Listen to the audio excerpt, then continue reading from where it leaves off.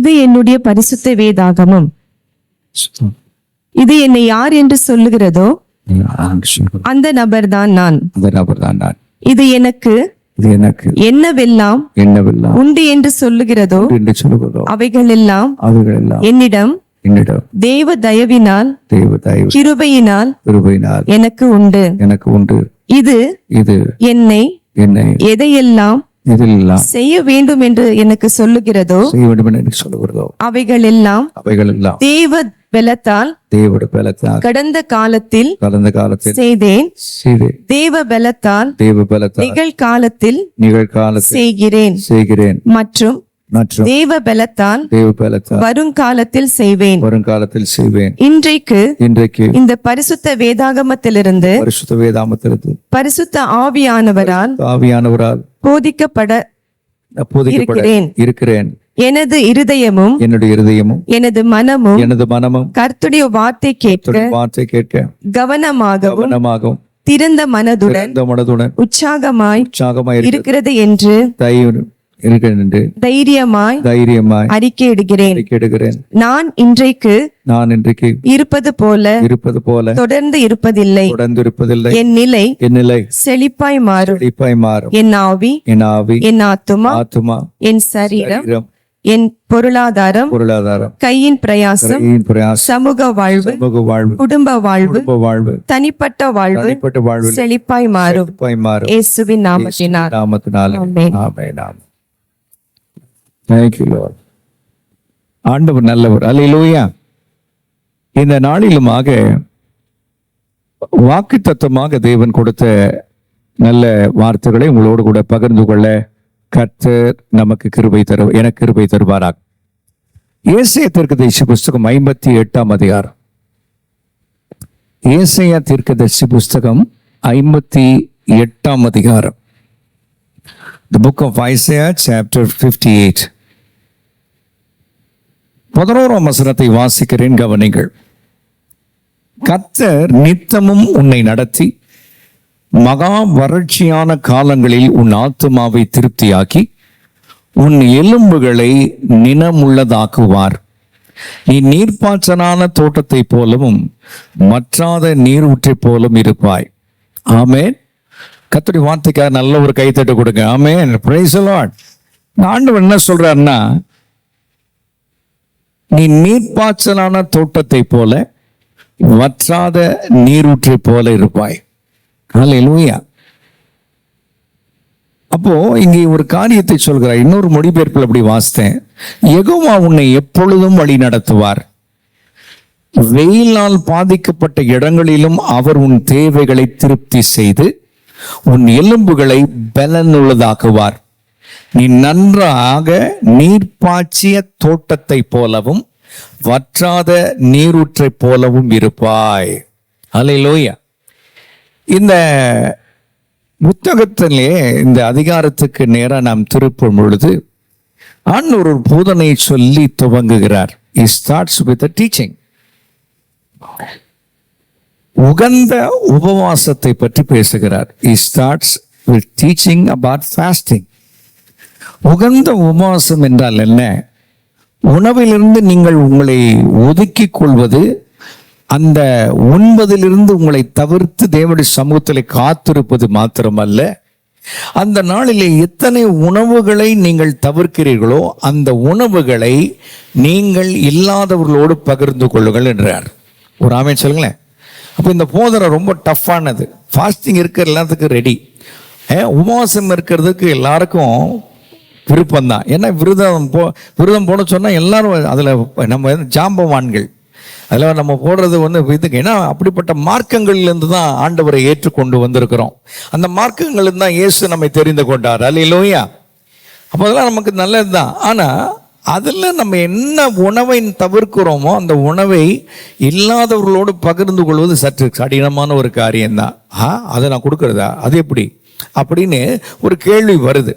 இந்த காரியத்தை தான் உகந்த என்னங்க உபவாசம் சொல்றார். நல்ல கவனிங்க. 10ஆம் வசனத்துல, பசி உள்ளவன் இடத்தில் உன் ஆத்துமாவை சாய்த்து சிறுமைப்பட்ட ஆத்துமாவை திருப்தி ஆக்கினால் அப்பொழுது இருளில் உன் வெளிச்சம் உதித்து உன் அந்தகாரம் மத்தியானத்தை போலவும் கர்த்தர் நித்தம் போலாகும்.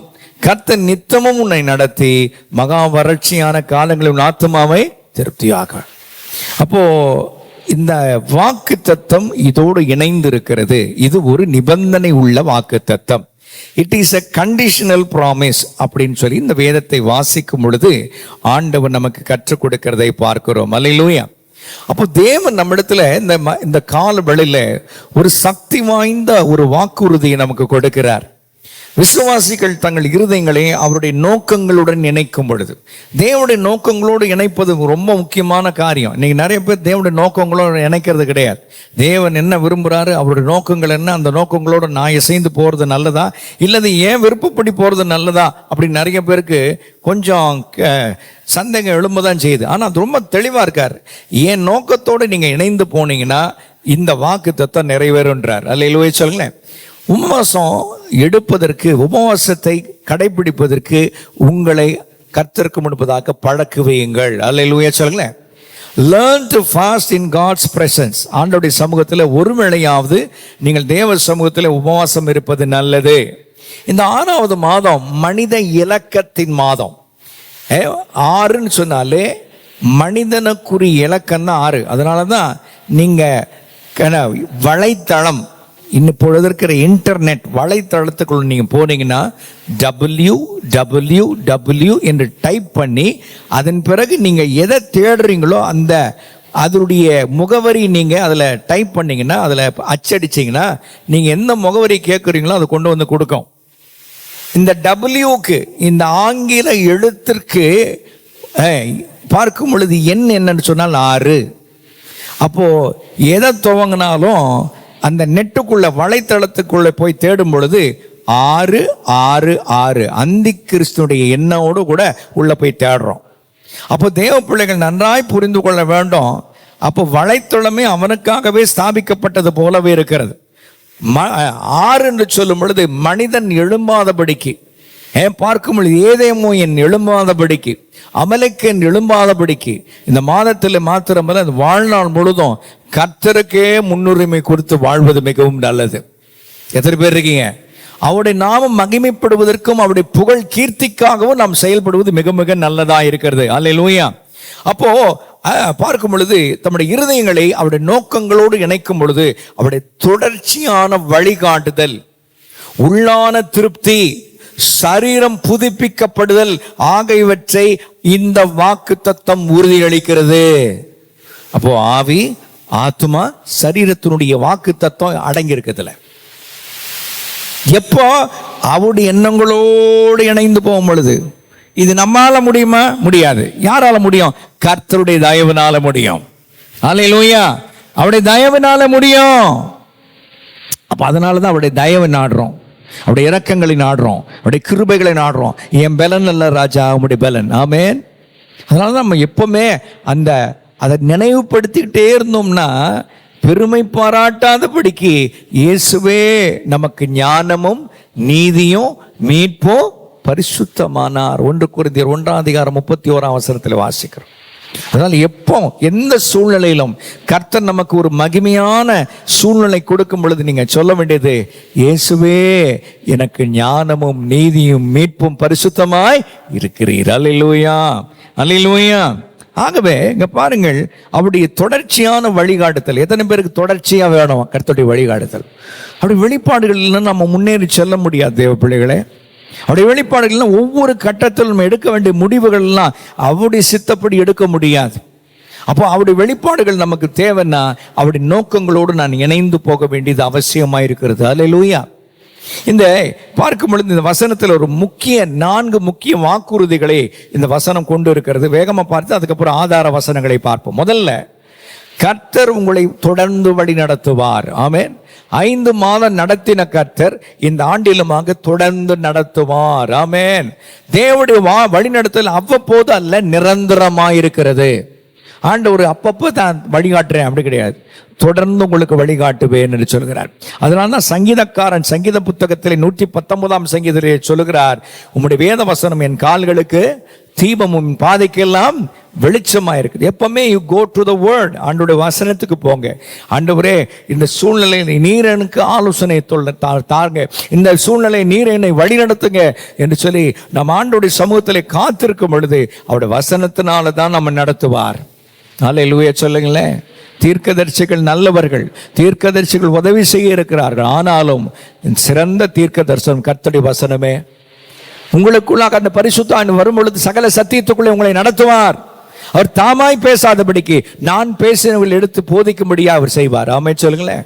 அப்போ ஆவியானவர் நம்மோடு கூட இருக்கிறார். அதுக்காக நான் வேதாம கல்லூரி போக தேவையில்லை, நான் எங்கேயும் பாதத்தில் உட்காந்து கற்றுக்க மாட்டேன், எனக்கு எல்லாம் தெரியும் அப்படின்னு சொல்றது இல்லை. கற்றுக்கொள்ள நேரத்தில் கற்றுக்கொண்டு தான் தீரணும். ஆமென் சொல்லுங்களேன். கற்றுக்கொள்ள பழகாதவர்கள் அவர்கள் தேவனால பயன்படுத்த முடியாதவர்கள். நினைப்ப என்ன பயன்படுத்த ஆண்டவரேன்னு பயன்படுத்த கற்றுக்கொள்ள பழக்கமே இல்லைன்னு பொழுது எப்படி பயன்படுத்த முடியும் அவருக்கு? அல்லேலூயா சொல்லுங்களேன். ஆமென் சொல்லுங்களேன்.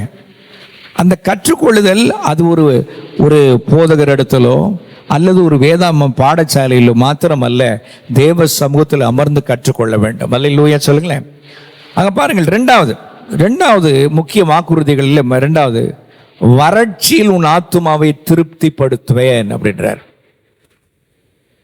பார்க்கும் பொழுது வளமற்ற கடினமான காலங்களிலும் கூட உணவு பூர்வமாக ஆவிக்குரிய நிறைவையும் நான் உனக்கு கொடுப்பேன்னு சொல்றார். ஆமென் சொல்லுங்களேன். தேவ பிள்ளைகளே,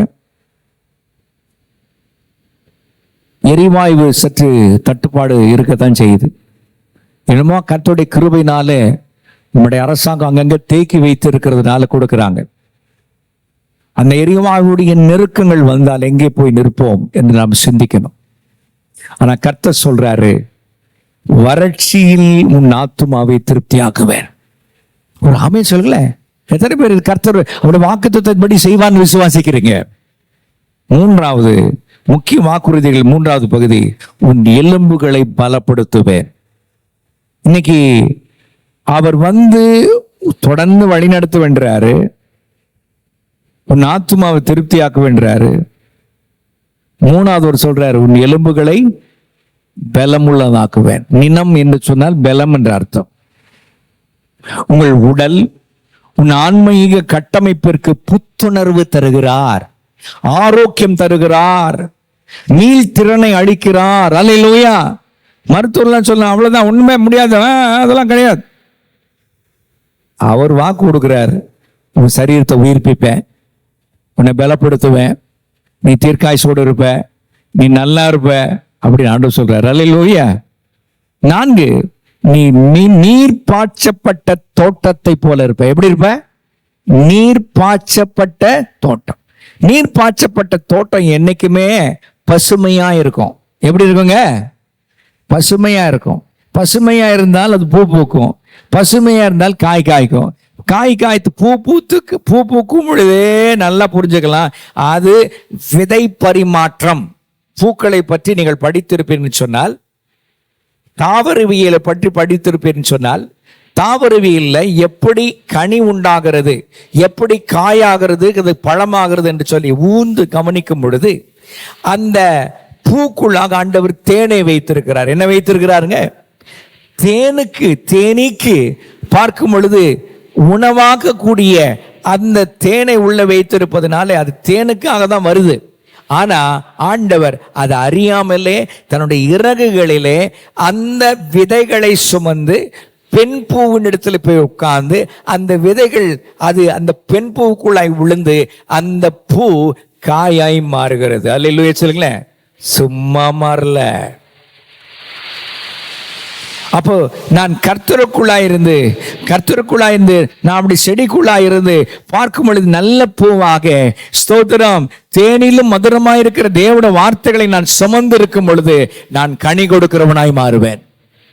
ஏன்? கர்த்தர் கொண்டு வந்து ஆத்துமாக்களை தருவார். ஆமென் சொல்லுங்களேன். ஒவ்வொருவரோடு கூட பகிர்ந்து கொள்ளக்கூடிய கிருபைகளை தருவார். அதனால ஆவின் கனி என்று சொல்லப்படுகிறது. ஆவின் கனி அன்பு, சந்தோஷம், சமாதானம், நீடிய பொறுமை, தயவு, நற்குணம், விசுவாசம், சாந்தம், இச்சை அடக்கம் அப்படின்னு சொல்றார். ரைட். இப்போ இந்த வேதாமத்தின் குறிப்புகளை வேத ஆதாரங்களோடு பார்ப்பதற்கு கர்த்தர் கிருபை தருவாராக. அப்ப முதல்ல நாம் பார்க்கிறோம் தொடர்ச்சியான வழிகாட்டுதல். தேவனுடைய வழிகாட்டுதல் நிலையானது. அதை பத்தி தான் வாக்குறுதி கொடுக்கிறார். ஆமே சொல்லுங்களேன். அறியப்படாத ஒன்றை எதிர்கொள்ளும் பொழுது, தேவ பிள்ளைகளாகி நாம எதிர்கொள்ளும் பொழுது, விசுவாசிகள் தாங்களாகவே காரியங்களை சமாளிச்சுக்கங்கப்பா, உங்களால முடிஞ்சதை பார்த்துக்கங்க, உங்க மூளைக்கு என்ன தெரியுதோ அது மாதிரி நடந்துக்கங்க அப்படின்னு ஆண்டவர் சொல்லல. அவர் கைவிடவே மாட்டேன்னு உறுதி அளிக்கிறார். நான் உங்களை நடத்துவேன், நீ என்ன மாத்திரம் பாரு, என்ன மாத்திரம் நோக்கி பாரு, நான் உன்னை வழி நடத்துவேன்றார். அல்லேலூயா சொல்லுங்களேன். சங்கீத புத்தகம் 32ஆம் அதிகாரம் 8ஆம் வசனத்தை சொல்றார், நீ நடக்க வேண்டிய வழியை உனக்கு நான் என்ன செய்வேன், காட்டுவேன், உன்மேல் என் கண்ணை வைத்து. மொழிபெயர்ப்பு ரொம்ப நல்லா இருக்கு. நீ நடக்க வேண்டிய வழி உனக்கு அறிவுறுத்தி போதிப்பேன். அறிவுறுத்த, இதை பாரு, இது நல்ல கவனி, இதை வாழ்க்கையில செயல்முறைப்படுத்துன்னு காமிப்பேன். என் அன்பான பார்வை உன்மேல் இருக்க உனக்கு ஆலோசனை கூறுவேன். அல்லேலூயா சொல்லுங்களேன். கர்த்தருடைய அன்பான பார்வை உங்கள் மேல இருக்கிறது. கரங்களை தட்டி கர்த்தருக்கு நன்றி செலுத்துங்க. அல்லேலூயா. ஆமென். அப்படி ஆலோசனைகளை தினமும் நாடுங்கள். பரிசுத்த வேதாமத்தை திறந்து வாசிங்கள். அவர் என்னோடு கூட பேசுகிறார், உங்களோடு பேசுகிறார் என்பதற்கு அந்த அறிவுறுத்தல்களை தேடுங்கள். அந்த நேரம் குறைந்து தூக்கத்துக்கு அதிகமாக இடம் கொடுக்காதீங்க. ஸ்கிரீன் டைம் தயவு செய்து வாலிப தம்பிமார் தங்கச்சிமார் எல்லாம் ஸ்கிரீன் டைமை கொஞ்சம் குறைச்சிக்கங்க. நைட்டில் உட்காந்து நீ ஸ்கிரீனை பார்த்தீங்கன்னா தூக்கம் வராது, விடிய காலம் தான் தூக்கம் வரும். பிள்ளைகள் பெற்றோர்கள் சொல்லணும், இத்தனை மணிக்கு மேலே உன் ஃபோனை ஆன் பண்ணி வைக்காத, நிறுத்து, 10 மணிக்கு மேலே நிறுத்திடு அப்படின்னு சொல்லணும். நிறுத்தும் பொழுது உங்கள் கண்ணிமைகள் உள்ள எல்லாம் சொல்லுவோம், எல்லாம் இருக்கிற நரம்புகள், பல 1000 நரம்புகள் உள்ள இருக்கு. அந்த நரம்புகள் சொல்லும், ரைட், அவர் ஓய்வு எடுக்க போறாரு அப்படின்னு. இந்த நரம்புகள்லாம் வேலை செய்யறதை நிறுத்திட்டு உங்களுக்கு அசர்வை கொடுத்து தூக்கத்தை வர வைக்கும். அப்படியே உட்காந்து கொட்டை பார்த்துக்கிட்டு இருந்தால் தூக்கமே வராது. விடிய காலில் வர்ற தூக்கம் என்ன பிரயோஜனம்? ஒரு 6 மணி நேரமாக தூங்கணும்னு மருத்துவர் சொல்றார். தூக்கம் நல்லா இருந்தால் வியாதி ஒன்றுமே வராதுன்றார். அதனால தான் ஆண்டவர் சொல்றார், கர்த்தர் தமக்கு பிரியமானவர்களுக்கு சுகமான நித்திரை கொடுக்கிறார். அல்லேலூயா சொல்றார். நீதிமொழிகளின் புஸ்தகம் 3ஆம் அதிகாரம் 5 முதல் 6 வசனங்களை வாசிக்கும் பொழுது அங்கே அற்புதமாய் சொல்றார், உன் முழு இதயத்தோடும் கர்த்தர் மேலே கர்த்தரை சார்ந்து கொள்ளு என்று சொல்லுகிறார். ரொம்ப அற்புதமான வேத பகுதி. அல்லேலூயா அல்லேலூயா. உன் சுய புத்தின் மேல் சாயாமல் உன் முழு இதயத்தோடும் கர்த்தரில் நம்பிக்கையாய் இருந்து உன் வழிகளெல்லாம் அவர் என்ன செய்ய நினைத்துக்கொள், அப்பொழுது அவர் உன் பாதைகளை செவ்வைப்படுத்துவார். வழிகளெல்லாம் நினைச்சுக்க, அது வியாபாரமா இருக்கட்டும் நினைச்சுக்க. ஆண்டவர் நினைச்சுக்க, ஆண்டவரே நீர் இந்த வியாபாரத்தை தந்திருக்கீங்க, இந்த நாளில் நல்ல லாபத்தை கொடுப்பீங்க. ஆமே சொல்லுங்களேன். இந்த வேலை உண்மை உத்தமமாய் செய்வதற்கு கிருபை தார். அல்லேலூயா. ஆலோசனை தான். அவன் பார்க்கல, கொடுத்தவங்க வேலை கொடுத்தவன் பார்க்கல, நம்ம என்ன பொருளை வாங்கிட்டு வந்தா என்ன, எங்க சீப்பா கிடைக்குது, எங்க பார்க்கும் விலை கம்மியா கிடைக்குது, தரம் கம்மியா இருக்குன்னு போய் பார்த்து தேடக்கூடாது. தரம் நல்லதா இருக்கணும். அல்லேலூயா சொல்லுங்களேன். லாபமும் இருக்கணும். அதுக்கு நம்ம அவர்களை ஏமாற்றக்கூடாது. ஏன்னா கள்ள தராசு கர்த்தருக்கு அருவருப்பு. அப்போ தேவ பிள்ளைகளாக நான் அவருடைய வழி நடத்தலை நான் நாடணும். எப்போ நாடணும்? இன்னைக்கு நான் ஏமாத்தினா நாளைக்கு நான் ஏமாற்றப்படுவேன். ஆமே சொல்லுங்களேன். படுகொலியை வெற்றுகிறவன் அதிலே விழுவான் இருக்கு. எத்தனை பேர் இருக்கீங்க? அப்போ நான் மற்றவனுக்கு வெற்றி நான் லாபத்தை சம்பாதிக்க நினைச்சேன், எதுவுமே சரியா வராது தேவ பிள்ளையே. ஆகவே தேவன் அழகா சொல்றாரு, உன் முழு இருதயத்தோடும் உன் சுய புத்தின் மேல் சாராமல் முழு இதயத்தோடும் கர்த்தரையில் நம்பிக்கை. How can I trust God? Through His scriptures, through His promises. அவர் கொடுத்த வாக்குத்தத்தங்களிலே நான் நம்பிக்கையாக கொண்டிருக்கும் பொழுது நான் அவரை நம்புகிறேன். அவரை நம்புகிறவர்கள் வெட்கப்பட்டு போக மாட்டார்கள். இருக்கீங்களா? உங்களை வெட்கப்படுத்துவார் அவரு? வெட்கப்படுத்தினா அவருடைய நாமத்துக்கு தான் இகழ்ச்சியை தவிர நமக்கு கிடையாது. அல்லேலூயா சொல்லுங்களேன். அல்லேலூயா. அதான் சொல்றாரு, கர்த்தரை நோக்கி பார்த்தவர்கள் பிரகாசம் அடைந்தார்கள் முகங்கள். பாருங்க, அவரை நோக்கி பார்த்தவர்கள் முகங்களை எப்படி பார்க்கிறோம்? அவருடைய வசனங்களிலே பார்க்கிறோம், வாக்கு தத்துவங்களில் பார்க்கிறோம், அவர் கொடுக்கிற மாறாத வாக்குறுதிகளிலும் பார்க்கிறோம். அப்படி பார்க்கும் பொழுது ஒருபோதும் நீங்க வெட்கப்பட்டு போகவே மாட்டீங்க. அல்லேலூயா. 2, வறட்சியிலே மன நிறைவு. ஐயா மறுபடி சொல்றேன், எரிவாயு பற்றாக்குறை இருக்கலாம், ஆனா உங்க வீட்டில் இருக்கிற அடுப்பு எரிஞ்சுக்கிட்டே இருக்கும். எத்தனை பேர் விசுவாசிக்கிறீங்க? அல்லேலூயா. என்ன கிடைக்கிறதுல தட்டுப்பாடு இருக்கலாம், ஆனா எண்ணெய் வாங்குவதற்கு கர்த்தர் பலனை கொடுப்பார். அது என்ன 108 எங்கிட்டு போனாலும் சரி, ஆண்டவர் 108 ரூபாய்க்கு வந்துருச்சு, எங்கிட்டு போனாலும் சரி பெட்ரோல் விலை கர்த்தர் வாங்கக்கூடிய கிருபை கொடுப்பார். முறையிடவே முறையாடாது. ஏன்னா நம்முடைய அப்பா ஐஸ்வர்ய மன்னர். அல்லேலூயா சொல்லுங்களேன். அல்லேலூயா. நம்ம புலம்புறதுக்காக இல்லை, நம்முடைய புலம்பலை ஆனந்த களிப்பாய் மாற்றுகிற கர்த்தர் உண்டு. அல்லேலூயா. எத்தனை பேர் விசுவாசிக்கிறீங்க? அதை பெற்றுக்கொண்டு வந்தவங்க நல்ல ஒரு கைதட்டு கொடுங்க. அல்லேலூயா. வறட்சி என்பது மலட்டுத்தன்மை, வறட்சி என்பது சோர்வு, வறட்சி என்பது கடுமையான சோதனை காலங்களை குறிக்கிறது. நம்முடைய இயற்கை வளங்களோ அல்லது மன வலிமையோ அது தீர்ந்து போக முடியும். சில நேரத்தை மன வலிமை அப்படியே தீர்ந்து போன மாதிரி இருக்கும், புளிந்து போனது மாதிரி இருக்கு. தீர்ந்து போகும் பொழுது நம்மை தாங்குவதற்கு தேவனுடைய கிருபை இருக்கிறது. ஆமென் சொல்லுங்க. அந்த கிருபை தான் இயேசு. அல்லேலூயா. போதுமானதை விட அதிகமா இருக்கும். அதான் பாட்டு பாடுறோம். நம்முடைய கிருபை வேண்டுமே, கிருபை போதுமே, கிருபை இல்லாம நாம் ஒன்றும் இல்லையே, கிருபை வேண்டுமே, கிருபை போதுமே, கிருபை இல்லாம நான் ஒன்றும் இல்லையே இயேசுவே. அல்லேலூயா. அப்படி கிருபை நாட நாட நான் வசனங்கள்லாம் வாசிக்க முடியுது. மருத்துவர் சொன்னாங்க நீங்கள் கிளாஸ் போடணும், நீங்கள் கிளாஸ் கொடுத்துட்டாங்க. ஆனால் நான் எப்படி வாசிக்கிறேன்னு தெரியல, பளிச்சுன்னு தெரியுது. அப்படி கிருபை நீங்கள் நாட நாட நாட ஆண்டவர் பெரிய காரியங்கள் செய்வார். சொல்ற சங்கீதம் 23 அதிகாரம் 1-2 வசனம் சொல்லுகிறார், கர்த்தரின் மேய்ப்பராய் இருக்கிறார், நான் திருப்தியாய் இருக்கிறேன். இப்படி படிச்சு பாருங்களேன். கர்த்தர் என் மேய்ப்பராய் இருக்கிறபடியால், சொல்லுங்க, கர்த்தர் என் மேய்ப்பராய் இருக்கிறபடியால் நான் திருப்தியாய் இருக்கிறேன். அல்லேலூயா. எப்பவுமே ஆண்டவர் எப்படி நாம் அவர் இருக்கிறாரோ அப்படிப்பட்ட விதத்தில் பேசுங்க. அல்லேலூயா. நிஜம் உண்மையா இருக்கலாம், ஆனா சத்தியம் தான் பெருசு. ஆமென் சொல்லுங்களேன். நிஜம் உண்மை போல இருக்கலாம், ஆனா சத்தியம் தான் பெருசு. அல்லேலூயா. நிஜம் ஆமாங்க, ஏன் பொய் சொல்ற? இல்லையா, சத்தியம் தாங்க பெருசு, அதான் சத்தியத்தை பேசுறேன். ஆமென் சொல்லுங்களேன். அல்லேலூயா. 2வது சொல்றார், 2வது வசனம், அவர் என்னை புல்லுள்ள இடங்களில் மேய்த்து, நல்ல வணிகம் உள்ள இடத்துல என்னை கொண்டு போவார், நல்ல வியாபாரம் உள்ள இடத்துல கொண்டு போவார். கொண்டு போய் மேய்த்து அமர்ந்த தண்ணீர் அண்டையிலே என்னை அழைத்து செல்கிறார். அமைதியான நீரோடை அழகில. ஆடு என்னைக்குமே ஓடுகிற தண்ணீரிலிருந்து தண்ணீரை பருகாது. அமைதியா இருக்கிற ஒரு தொட்டிக்குள்ள ஊத்துங்க, வந்து பருகும். ஏன்? அது அமைதியா இருக்கு, அது கலக்கமே இல்லை, கலங்கவே இல்லை, அப்படியே குடிக்கும். அப்போ சொல்றார், அழைத்து செல்கிறார், அவரின் ஆத்துமாவை தேற்றுகிறார். அல்லேலூயா சொல்லுங்களேன். தேற்றுகிறார்னா கண்டிக்கிறார், தேற்றுகிறார்னா ஆறுதல் கூறுகிறார், தேற்றுகிறான்னு சொன்னார் நன்மை தருகிறார். அல்லேலூயா சொல்லுங்களேன். உண்மை நம்பி இந்த மாதத்துல நான் வியாபாரத்துக்கு போற ஆண்டவரே, நீர் ஒருபோதும் என்னை வெட்கப்படுத்தவே மாட்டீங்க. ஆமென் சொல்லுங்களேன். மீதியான துடிக்கைகளை எடுக்க செய்வீங்க, எனக்கும் என் குடும்பத்திற்கும் போதுமானதை தருவீங்க.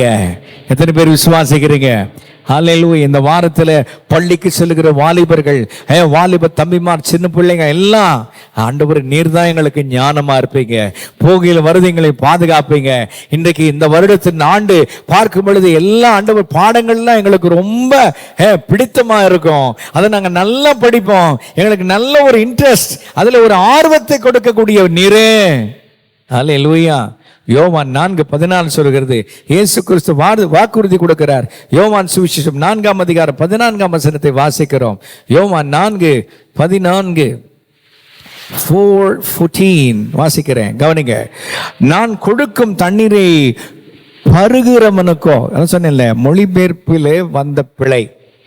குடின்னும் பொழுது பொதுவாகவே என்னங்க, குடின்னு சரியான வார்த்தை தான், ஆனால் அந்த வார்த்தை இப்பொழுது தவறாய் புரிந்து கொள்ளப்படுகிறது. மொழிபெயர்ப்பு நல்லா பண்ணி இப்போ கொண்டு வந்திருக்காங்க, ஆனால் அதை விளக்கத்துக்கு படிச்சுக்கங்க. நீங்கள் எங்கே போனாலும் கிடைக்கும், அந்த பைபிள் கிடைக்குது. நம்ம பைபிள் சொசைட்டி ஆஃப் இந்தியா போட்டிருக்காங்க.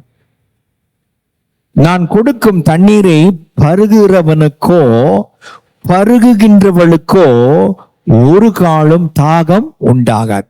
நான் அவனுக்கு கொடுக்கும் தண்ணீர் அவனுக்குள்ளே நித்திய ஜீவ காலமாய் ஊறுகிற நீர் ஊற்றாயிருக்கும். ஒரு ஆமென் சொல்லுங்களேன். அந்த அபிஷேகம், ஹல்லேலூயா சொல்லுங்களேன். வறட்சியில் மன நிறைவு. எனக்கு எதுவும் சொல்றதுக்கு இல்லப்பா, நல்ல ஆவியில் நிறைந்து ஜெபம் பண்ணிக்கிட்டே இருக்க. ஹல்லேலூயா சொல்லுங்களேன்.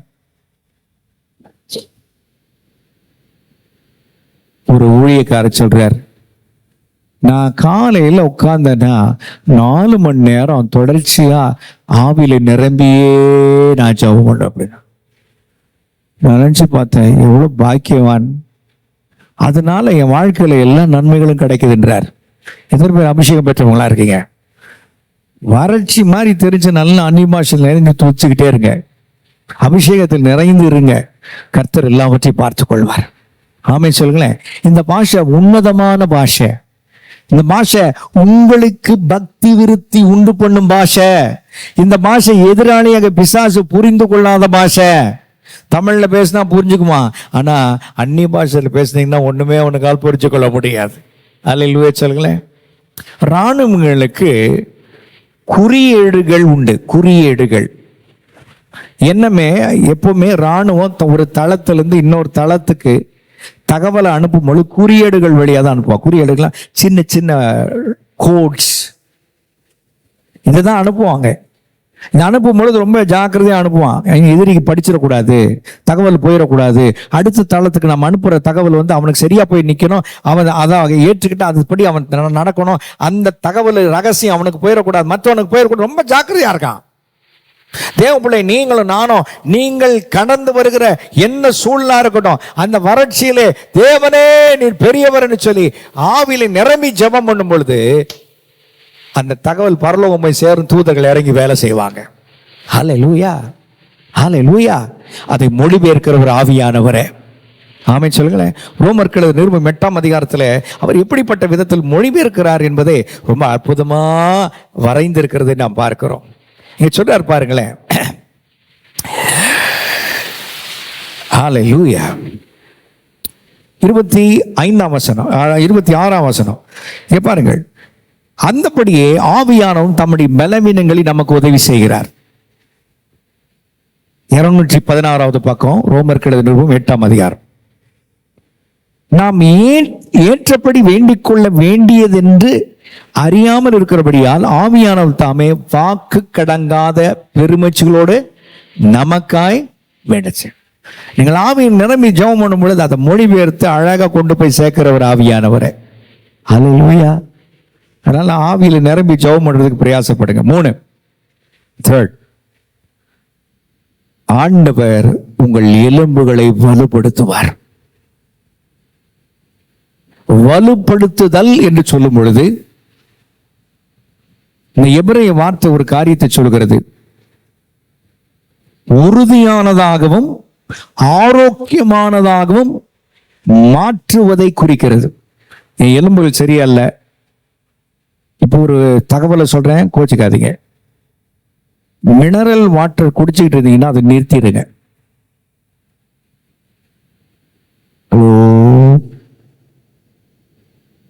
மினரல் வாட்டர் எதற்காக உற்பத்தி பண்ணுகிறார்கள் என்றால், வருகிற நாட்களிலே மருத்துவ உலகம்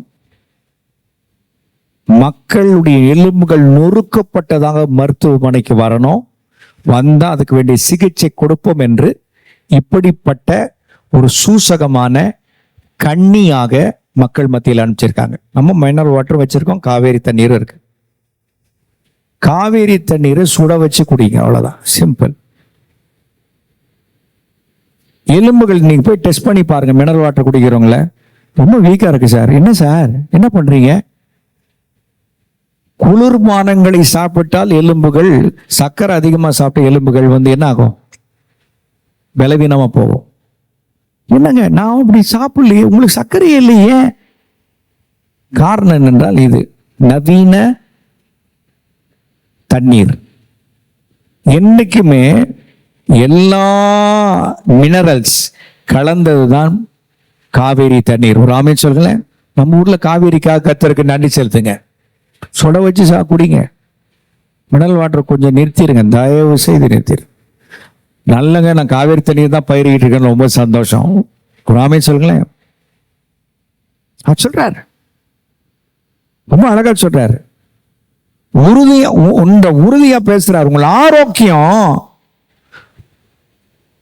ஆரோக்கியமானதாக உங்கள் எலும்புகள், உங்கள் சரீரம் மாறுவதை பற்றி பேசுறார். அது மகிழ்ச்சியா இருக்கலாம், அது ஆரோக்கியமா இருக்கலாம், அமைதியாக காணப்படுகிற ஒரு நீட்சியா இருக்கலாம். நீட்சி தான் அப்படி நம்ம படுத்து கிடந்த நம்ம தட்டி எடுப்புறார். ஒரு நிபந்தனை வைக்கிறார், எடுங்களேன். யாத்திராகம் 23ஆம் அதிகாரம் 23ஆம் வசனம் நினைக்கிறேன். அது நம்ம எப்பவுமே நம்ம வாசிக்கிற பகுதி. ரொம்ப ஆண்டவர் ரொம்ப அற்புதமா சொல்றார். ஒரு நிபந்தனை, உங்கள் தேவனாகிய கர்த்தரையே சேவிக்க கடவீர்கள். யார யார யார யார் நம்முடைய கர்த்தர்? யார் நம்ம கர்த்தர்? யார் நம்ம கர்த்தர்ன்னு அவருக்கு நாம இருக்கா இல்லையா? இயேசு. அவரையே சேவிக்க கடவீர்கள். அவரே உங்கள் தோசையும் இட்லியும் பொங்கலையும் காலை டிஃபன் என்னென்ன சாப்பிட்றீங்க, நம்ம ஊர் படி சிந்திப்போமே, அதை ஆசீர்வதிப்பார். அடுத்தது என்ன சொல்றாருங்க? உன் வியாதியின் படுக்கையே சொல்றாரா இல்லையா? ஹல்லேலூயா. எப்போ? நான் அவரை மாத்திரம் சேவிக்கும் பொழுது. ஹல்லேலூயா.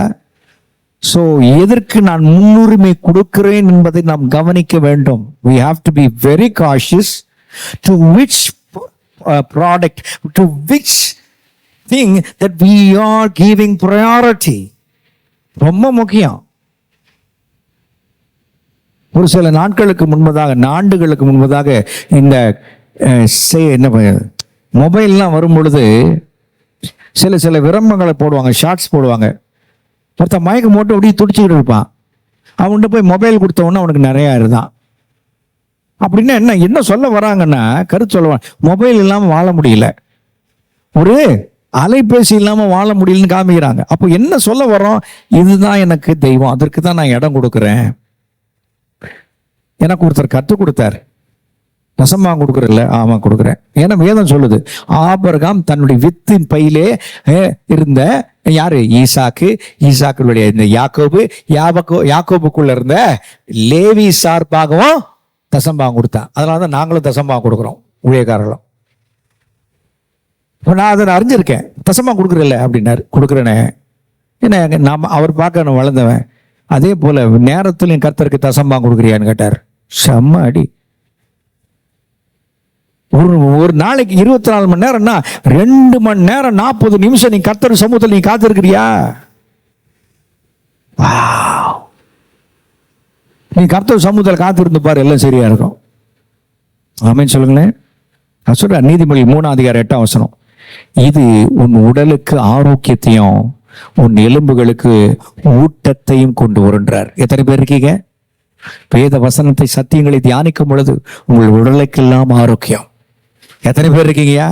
நான் பைபிள்லாம் படிக்க மாட்டேன், முத்தம் கொடுப்பேன், அப்படியே இது பண்ணுவேன், யாராவது டிவியில் பேசினா கேட்பேன். இல்லை, திறந்து வாசிங்க. ஆமென் சொல்லுங்களேன். நீங்க மருந்து பூட்டி திறந்து ஊத்தணும். ஆமென் சொல்லுங்களேன். சொல்லுங்க ஐயா. மருந்து என்று சொல்லும் பொழுது காலை, மதியம், இரவு, உணவுக்கு முன்பு உணவுக்கு பின்போ எப்ப சாப்பிடணும் மருத்துவர் எழுதி கொடுக்கும். கருத்தா சாப்பிடுமா இல்லையா? சுகம் பெறணும். ஏன் அதை விட சிறந்த மருந்து கர்த்தருடைய வசனம். ஹல்லேலூயா. அதை திறந்து மூடி எடுத்து சாப்பிடுமா இது ஊத்திக்கிறங்க. அதுக்கப்புறம் ஏன் இதை சாப்பிடுங்களேன், ஒரு அதிகாரம் வாசித்து சாப்பிடுங்களேன். ஹல்லேலூயா. அதுக்காக மருந்து சாப்பிட வேணாம் சொல்ல, மருந்து சாப்பிடுங்க. ஆனா இதை சாப்பிட்டு பாருங்க, அந்த மருந்தை விட்டுருவீங்க. சொல்லுங்களேன், அது உங்களை விட்டு போயிடும். என்றால் உடலுக்கெல்லாம் ஆரோக்கியம். நீதிமொழிகள் 3ஆம் அதிகாரம் 8ஆம் வசனத்தில் வாசிக்கிறோம். நெகேமியா தீர்க்கதரிசி புத்தகம் 8ஆம் அதிகாரம் 10ஆம் வசனம் சொல்கிறார். அவர் சொல்றார் பாருங்க, உச்சிதங்களை எல்லாவற்றையும் பகிர்ந்து கொள்ளுங்கள் என்றார். சொல்லுங்களேன், கர்த்தருக்குள் மகிழ்ச்சியா இருப்பதே உங்கள் பலன். அல்லேலூயா சொல்லுங்களேன். எத்தனை பேர் கர்த்தருக்குள் மகிழ்ச்சியா இருக்கீங்க? கர்த்தர் செய்தார், இந்த மாதத்தில் செய்ய போகிறார். எங்கள் தேவைகளை சந்தித்துட்டார். ஆமென். பீஸ் எல்லாம் கட்ட முடிய பலம் தந்துட்டார். என் பிள்ளைகளுக்கு வேண்டிய துணிமணிகளை எடுக்க பலம் தந்துட்டார். எல்லாம் அவர்களுக்கு படிப்பு செலவுக்கு வேண்டிய எல்லாத்தையும் கொடுத்துட்டார். ஆமென். இதெல்லாம் அவர் கொடுத்தபடினாலே நான் மகிழ்ந்து களி கூறுவேன். முன்னாடியே விசுவாச கண்களினாலே பார்க்கிறேன். ஹல்லேலூயா சொல்லுங்களேன். என் தேவன் தம்முடைய ஐஸ்வரியத்தின்படி என் குறைவுகள் எல்லாம் கிறிஸ்து இயேசுவுக்குள் மகிமையிலே நிறைவாக்கி விட்டார். அதை நான் பார்க்கிறேயா, அதை நான் பார்க்கறதுனால நான் குறைவோடு இருக்க மாட்டேன். ஹல்லேலூயா. அதனால சொல்றாரு, உங்களுடைய பரிசு பொருட்கள்லாம் போய் எல்லாத்துக்கும் கொடுங்கப்பா அப்படின்றார் நெகேமியா. அது சொல்றாரு, நீங்க மகிழ்ச்சியா இல்லைன்னா அது உங்கள் தேவக்குள்ள காணப்படுகிற பலன் இல்லை. எத்தனை பேர் மகிழ்ச்சியா இருக்கீங்க? இந்த 6வது மாதம் சவால்கள் இருந்தாலும் இந்த மாதத்துடைய தேவைகளை கர்த்தர் சந்திப்பார். சந்திச்சிட்டாரு. இன்னைக்கு மூளை கணக்கு போட்டு வாழவே வாழாதீங்க. இவங்க கொடுப்பாங்க, அவங்க கொடுப்பாங்க, அவங்க நடத்துவாங்க. சரி, ரைட், அவங்க கொடுக்குறேன்னு வாக்கு கொடுத்துருக்காங்க, நல்லது. ஆனா அவங்க கொடுக்குறேன்னு வாக்கு கொடுத்துருக்காங்கன்னா அவங்கள பலப்படுத்துறதுக்காக ஜெபம் பண்ணீங்களா? நம்ம யாருமே ஜெபம் பண்றது இல்லை. கடன் ஒருத்தன் வாங்கிட்டு அவன் கடன் திரும்பி கொடுக்கலாம் அப்படின்னு போய் அவமானப்படுத்துறானுங்க. நான் என்ன சொல்ல வரேன், எப்போ அதெல்லாம் கொஞ்சம் நிறுத்திட்டு கடன் வாங்கியிருக்க ஆண்டவரை கொடுப்பதற்கு பலன் தார ஆண்டவரே சொல்லுங்க. அல்லேலூயா. ரொம்ப ரொம்ப நிதானிக்க வேண்டிய ஒரு காலத்தில் இருக்கிறோம். ஆக கர்த்தருடைய சந்தோஷம், கர்த்தருக்குள்ளாய் சந்தோஷமா இருப்பதே, மகிழ்ச்சியா இருப்பதே உங்கள் பலன். இதுதான் இந்த கருத்து கொடுக்கிறார். ஆக ஆண்டவர் 3வது நம்ம எலும்புகளை கடைசியா 4 சொல்லி நம்ம பந்திக்கு போகலாம். வேகமா சொல்லி போகிறேன். நீர்ப்பாய்ச்சலான தோட்டமும் வற்றாத வசந்தம். ஒரு அமைச்சல்களே, ஹல்லேலூயா. தோட்டம் நல்ல தண்ணீர் விட்டு நீர் பாய்ச்சப்பட்ட தோட்டம் என்னைக்குமே பசியா அப்படியே அழகா இருக்கும். மழை வந்துச்சு, நான் அப்படியே பார்த்து சொன்னேன், ஆண்டவர் நீர் நல்லவர். ஒரு அனுபவத்தை எங்களுக்கு தந்திருக்கிறீங்க. வானவில் அதுக்கு தானே வானத்துல வச்சீங்க. ஒரு அமைச்சர்களே, நான் மனுஷன் நிமித்தம் நான் பூமியை அழிப்பதில்லை. இந்த வானவில்ல பார்க்கும் பொழுது உன்னோடு செய்த உடன்படிக்கையை நான் நினைவு கூறுவேன் நோவா அப்படின்னு சொன்னார். அல்லேலூயா சொல்லுங்களேன். ஆண்டவரை நினைவு கூறுவதற்காய் ஸ்தோத்திரம். நீ நல்லவர். கொஞ்ச நேரம் பார்த்தீங்கன்னா மழை பெஞ்சு அப்படி அழகா போதிய மழை பெஞ்சு அழகா அந்த நின்ன பிறகு அந்த காற்று அதுல பட்டு வருது, குளிர்ச்சியான காற்று. ஒரு அமைச்சர்ல ஒரு வசந்தம். தேவன் நம்முடைய தோட்டத்தை ஆசீர்வதிக்கும் பொழுது, நம்முடைய குடும்பத்தை ஆசீர்வதிக்கும் பொழுது, நம்முடைய வியாபாரத்தை ஆசீர்வதிக்கும் பொழுது, நம்முடைய ஊழியத்தை ஆசீர்வதிக்கும் பொழுது ஒரு விதமான வசந்தம் வரதான் செய்யுது. அல்லேலூயா சொல்லுங்களேன். அல்லேலூயா. அவர் சொல்றாரு, அதான் சொல்றாரு. அப்பா இந்த உருவகம் இதை ஒரு பிக்சர் பண்ணி காமிக்கிறார். இட்ஸ் அ பிக்சரிஸ்க்யூ அப்படின்னு சொல்லுவாங்க ஆங்கிலத்துல. ஒரு உருவகப்படுத்தி பேசுறார். என்ன சொல்றாருன்னா, ஆன்மீக உயிர் மீட்சியையும் முடிவற்ற செழிப்பையும் குறிக்கிறார். ஆமென் சொல்லல. தேவனுடைய தோட்டத்தில் இருக்கிறவர்கள் தேவனுடைய பிரகாரங்களில் செழித்து தான் இருப்பீங்க. சொல்லுங்களேன், சொல்லுங்களேன். ஹல்லேலூயா. ஒரு அம்மா தன் மகனை ரொம்ப படிக்க வச்சாங்க. கஷ்டத்தின் மத்தியில தான். நேரத்தை வீணடிக்கவே மாட்டாங்க. காலையில போய் ஒரு வீட்டை கூட்டுவாங்க, கூட்டிட்டு அதுக்கப்புறம் அவங்க கொடுக்குற டிஃபன் எடுத்துட்டு வந்து பையனுக்கு கொடுப்பாங்க. சமைக்கவும் நேரம் கிடையாது. கொடுத்துட்டு அவங்க ஒரு இட்லி சாப்பிட்டுட்டு திருப்பி அடுத்த வேலைக்கு போவாங்க, பாத்திரம் கழுவுறதுக்கு. இப்படியே போய் போய் போய் சேர்த்து வச்சு அந்த அம்மா அவனுக்கு வேண்டிய பீஸுக்கு வேண்டியதெல்லாம் படிக்க வச்சுச்சு. ஒரு நாள் வேலை கிடைச்சிச்சு அந்த தம்பிக்கு. வெளிநாட்டுக்கு அவன் போனா, அம்மா கவலைப்படாத, நான் போய் மாதந்தோறும் உனக்கு வேண்டிய செலவுகள்லாம் அனுப்புறேம்மா, நீ வேலைக்கு போகாதம்மான்னா.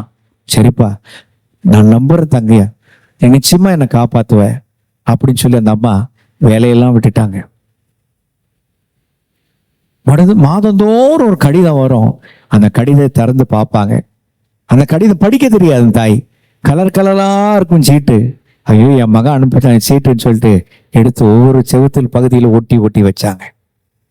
அவங்க நினைச்சாங்க, பணம் மகன் அனுப்பலேன்னு வருத்தப்பட்டாங்க. என்னை மறந்துட்டான் போல இருக்கு, என்னை மறந்துட்டான் போல இருக்கு அப்படின்னு நினைத்தாரு. சபைக்கு போயிருக்காங்க. என்னம்மா உங்க மகன் ஒண்ணுமே கடிதம் போடலையான்னு பாஸ்டர் கேட்டாரு. இல்லை பாஸ்டர், எனக்கு எதுவுமே அனுப்பல பாஸ்டர், ரொம்ப கஷ்டமா இருக்கு, வேலை தம்பி அனுப்புவான்னு வேலையெல்லாம் விட்டுட்டேன் பாஸ்டர், இப்போ ரொம்ப பலவீனமா இருக்கு, உணவும் இல்லை பாஸ்டர். அவர் உணவெல்லாம் கொடுத்து நான் வீட்டுக்கு வரமா, ஏதோ கடிதம் அனுப்புறான் பாஸ்டர், கலர் கலரா இருக்கு பாஸ்டர் அப்படின்னு அவருக்கு ஒரு சந்தேகம். வீட்டுக்கு வந்து பார்ப்பேன், வந்து பார்த்தா எல்லாம் காசு ஓலைகள், லட்சக்கணக்கில் பணம் அனுப்பிச்சிருக்கான். அது பணம் தெரியல, அது எப்படி போய் வங்கியில கொடுத்து மாத்தணும் தெரியல. நமக்கு ஆண்டவர் வாக்கு தத்தங்கள், மாறாத வாக்கு தத்தங்களை கொடுத்து சென்றிருக்கிறார். ஒரு ஆமென் சொல்லுங்களேன். அதை எடுத்து எப்படி பணமா மாற்றிக்கொள்வது, எப்படி உங்களுக்கு உரிமை தொகையை மாற்றிக்கொள்வது, எப்படி அதை நன்மையா மாற்றிக்கொள்வது நிறைய பேருக்கு தெரியாம இருக்கும். அந்த பாஸ்டர் சொன்னார், இல்லம்மா உங்க மேல அவ்வளோ கொல்ல பெரிய வைத்துதான், அவ்வளோ பணம் அனுப்பிச்சிருக்கிறான், வாங்க வங்கிக்கு போவோம்னு சொல்லிட்டு வங்கிக்கு போய் இவங்க மகன் தான் இவர்களுக்கு அனுப்பியிருக்கிறாள்னு சொல்ல பொழுது அந்த வங்கி மேலாளர் அவர் மேல தயவு பாராட்டி ஒட்டப்பட்ட காசோலையா இருந்தாலும் அதை பக்குவமாய் எடுத்து அந்த காசோலைக்குள்ளே பணத்தை அந்த அம்மாவுக்கு கொடுத்தார்கள். அந்த அம்மாவுடைய துக்கமெல்லாம் நீங்கிற்று, வறுமையெல்லாம் நீங்கிற்று, கண்ணீரெல்லாம் நீங்கிற்று. என் மகன் என்னை நேசிக்கிறான் என்பதை புரிந்து கொண்டார். இயேசு நம்மை நிற்கதியாய் விட்டு போவேன்னு சொல்லவே இல்லை, உங்களை திக்கற்றவளாய் விடுவேன் சொல்லவே இல்லை. நீ நீர் பாய்ச்சலான தோட்டத்தை போல, வற்றாத நீரூற்றை போல இருப்பாய். ஆமென். தேவனுடைய பிரசன்னத்துல ஆற்றல் இருக்குது ஐயா. தேவனுடைய பிரசன்னத்தை அதிகமாய் நாடுங்கள். அங்கே நீங்கள் ஆற்றலை பெற்றுக்கொள்கிற விசுவாசிகள் என்ன செய்வார்கள்? உலகத்திலே சோர்வுற்ற நிலையில் இருக்கும் பொழுது புத்துணர்ச்சியை பெற்றுக்கொள்வார்கள். எத்தனை பேர் இருக்கீங்க? ஆமென் சொல்ல. உம் சமூகமே என் பாக்கியமே, ஓடி வந்தே உம் குரல் கேட்க, ஓ தேடி வந்தே உம் குரல் கேட்க, உம் குரல் கேட்க, உம் குரல் கேட்க, ராஜா இயேசு ராஜா, ராஜா இயேசு ராஜா. எரேமியா 17:7-8 சொல்லுகிறது, அவர்கள் தண்ணீர் அருகே நாட்டப்பட்ட மரத்தை போல இருப்பார்கள். 17:7 அதான் சொல்லுகிறது. நீங்கள் தண்ணீர் அருகே நாட்டப்பட்ட மரங்களை போல இருப்பீர்கள்.